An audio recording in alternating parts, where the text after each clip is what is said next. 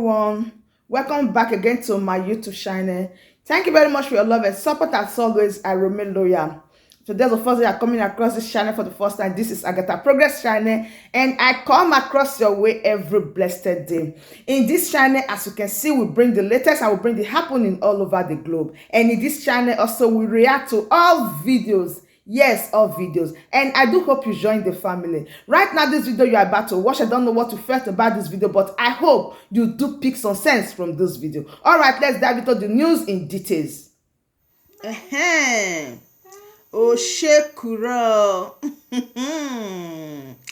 I have a video here from the leader of Bìàfŕà, Mazi, Nnamdi Kanu, where he said it blue and red to the Nigeria government. But before I drop the video, let us say one or two words. I want to ask a question. Is Twitter really the problem of Nigeria government presently? That is my question. Don't they have any other thing to do? Don't they have any other reasonable activities apart from the issue of this Twitter of a thing? They believe that Mazi Nnamdi Kanu is causing another different atmosphere on Twitter. That is why the president of Nigeria, Mohamed, made that speech. I was thinking that there are better things to do than to sleep and lie down on these words of bandit Twitter. Who cares? People have other things they are thinking. Now, believe me, Nigeria government is going to shift it also to Facebook and Instagram very soon. Just mark this word. That is where they are about to go to. They want to also add Facebook and Instagram to it. And if I ask the question again, why is it that the people that are supposed to talk in that country called Nigeria, they are not saying anything? They are keeping quiet for this thing to happen. It's a pity. All right, my wonderful people, I want to drop the video now for us to watch it together. And if you know you haven't subscribed, please consider subscribing, and I'll see you later. Of course, the Janjaweed will, but the majority have over the years accepted it to be gospel and the fact. That is my opinion, and I am entitled to it. Something that the Fulani Janjaweed do not understand. When I speak, they say it is hate speech. It is not hate speech. I am stating the obvious, and I'm stating all these facts. I will buttress some of them with evidence as we progress this very evening. Therefore, everybody, if you are in Nigeria, please ignore the stupid threat that you will be prosecuted if you go on Twitter. And all of them, they're on Twitter. They are on Twitter. All of them, they're on Twitter. They're still tweeting. When they call me all manner of names, when they were calling IPOB miscreants, they called us every vile name under the sun. Nobody complained of hate speech. When that fool on bleaching cream with 2 dots on his forehead were writing nonsense and calling me names, nobody pulled his tweets down. Nobody complained. Not at all. I don't complain because I take as much as I give, so I don't complain. People are entitled to the opinion. And I don't expect everybody to agree with me all the time. It is impossible. These people, because we stood up to them, because IPOB said enough is enough, because we formed Eastern Security Network to safeguard our land, our forest, and our bush and our farmlands for our people to go and farm, because we said to Fulani, you cannot conquer this land of the ancients. That is the only crime we committed. That is the only crime we committed. They went overboard. We are going to speak in the language you will understand. But Boko Haram, ISIS in West Africa, Ansaru, Miet Yala, Fulani foreign bandits, Fulani local bandits, Fulani terrorists in general, Al-Qaeda in the Maghreb.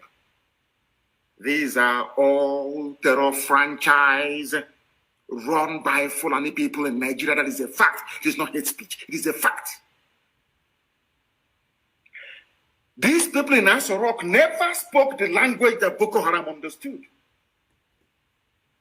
They never spoke the language that Fulani headsmen, the same people. What I find astonishing is that these people, they will ignore the timber, the tree in their own eyes, and they'll be looking for a tiny speck of dust in your own.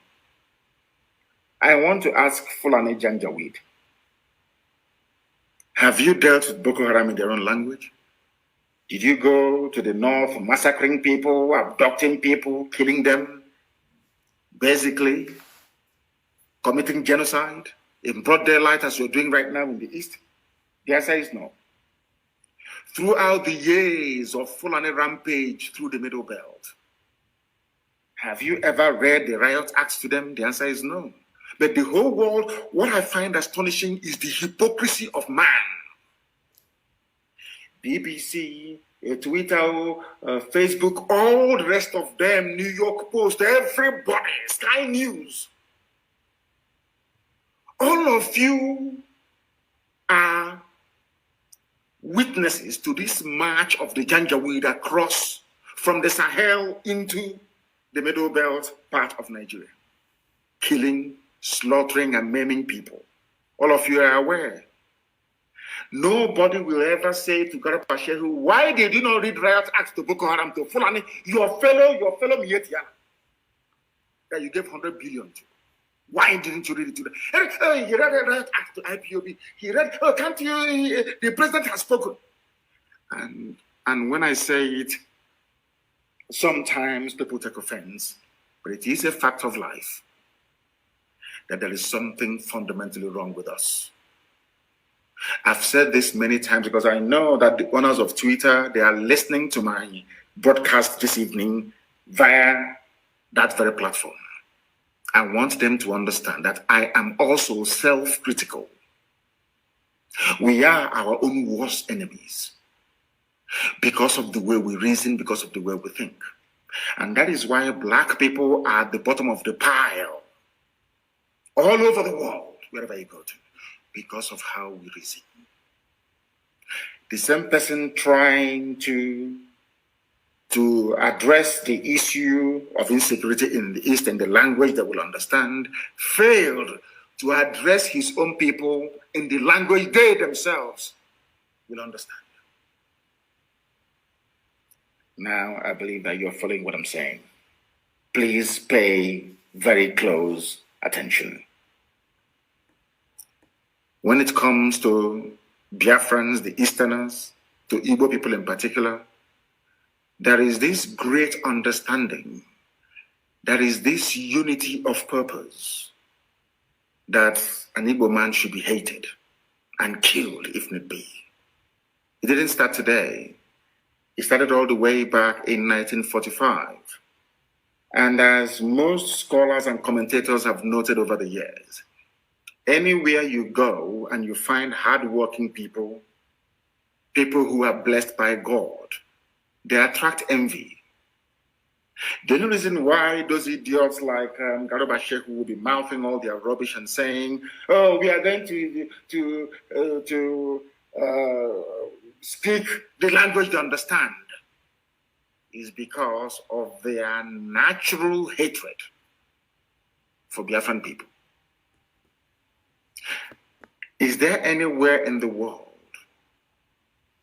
even the Armenian massacre has been recognized by the US Congress as being a genocide worthy of note? We lost 5 million people. Some of you don't even ask yourself questions sometimes. How come Biafrans lost 5 million people yet nobody's talking about it? It's because of that palpable hatred all across the board for no reason. These are the demons that we are fighting on a daily basis. Now you want to teach Biafrans a lesson or speak to them in the language they will understand, which is the language of genocide. That was the reason why the tweet purportedly made by Buhari was taken down by Twitter. But let us just go back a little bit and at least put on our thinking cap this very evening, morning, night, depending on where you are, and ask ourselves a very simple question. Who brought insecurity into Nigeria? Bandits killed 91 people. By bandits, I mean these are Fulani people.